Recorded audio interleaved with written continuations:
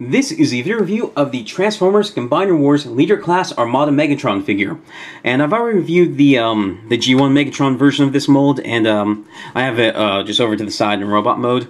So I'm just going to go over this guy in his tank mode real quick. I'm just going to show you the little details of it real quick, just give you a quick once-over. I'm going to transform real quick, and then I'm going to show you this guy in robot mode against the G1 version robot mode, because I reviewed the G1 version. I'll show you what it'll look like in the tank mode. It's next to each other, so this is going to be a real quick video. So to start off, I'm going to pop off the guns. This time they're purple instead of black, and they're quite nice. I'll put them off to the side. Now here is the tank. Now I love the G1 Megatron tank mode because it's like so bright and silver and pretty and stuff. But this one looks a bit more realistic. It looks very, well, except for the purple, it looks very realistic, I guess. It's just a nice green tank, and it's very chill, just sitting on the shelf. And it's a very nice looking tank. I like it quite a bit. The orange and the purple are a bit weird, but if you're just looking at it from like an aesthetics point of view, not like a practicality point of view, I think the colors work, even though they're kind of weird. Yeah, there's not too much to this tank mode. It just looks real pretty. Like, I like how all of these ablative armor plates here. Like, an ablative armor is when there's this sensor that detects that a projectile is incoming, but instead of letting the projectile hit the tank and let shockwave travel through the entire body, it fires a small explosive that launches a plate out that intercepts the projectile, and that causes the shockwave to be dispersed into the air before it hits the tank, rather than hitting directly into the tank. So that, I might have gotten a couple of things wrong, but that's basically the idea behind ablative armor, and I really like that he has these on it. It's a very neat little detail that he has. The G1 Megatron has it too, but they're all just silver. So anyway, transform this guy. We're going to start by folding that down. Now pull these down. Pull these down, down, down, together. Pop this out. I'm just going to go through this real fast since I've already shown this with the Leader Class G1 Megatron.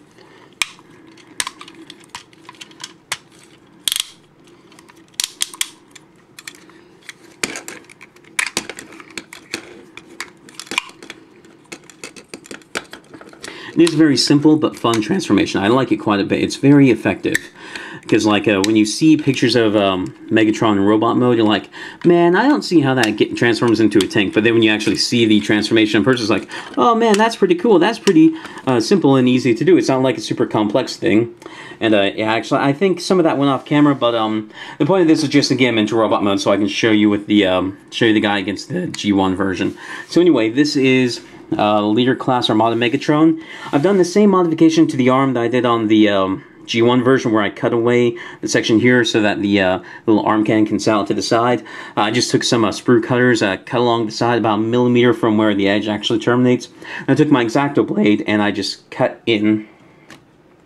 I just cut into it to get rid of the stress plastic and to smooth it out. And I think that works quite well because even with this not sticking out all the way, I think it looks quite nice because the gun here takes a place and you still get the hand. So anyway, here is the head sculpt, which is the one major difference between this guy and the G1 version.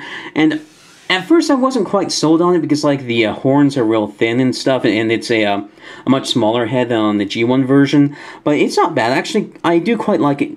I do quite like it. Just the sculpting on the face itself is nice, even if, like, the horn should be a little bit thicker. But anyway, let me move him back, show you G1 Megatron right next to him. And these guys are a pretty cool pair. One thing you'll notice on mine is that there's a little paint blemish right here. I'm not quite sure what to do about that. But otherwise, mine has a pretty decent quality control, except for the little feed issue I mentioned with G1 Megatron being a little bit wobbly. But yeah, I do think if you own one, it's not a bad idea to get the other one, because just a very big difference in the paint schemes and then different head sculpts. They have very different characters, even though they're the same molds, and they're just very nice. So if you're into these guys, Like, if you just want one copy of the mold, get this guy here. But if you're into these guys, getting both of them is not a bad idea. So anyway, this has been a video review of Armada Megatron, of a Combiner Wars Leader class, Armada Megatron. He's basically the exact same as far as, like, all the technical stuff as the G1 Megatron figure over here. So if you want to see more about this figure, go watch that video. But anyway, I reviewed Transformers, Power Rangers, Digimon. I'll be reviewing some of the Space Leader stuff soon. And if any of that sounds interesting to you, please subscribe, and thank you for watching.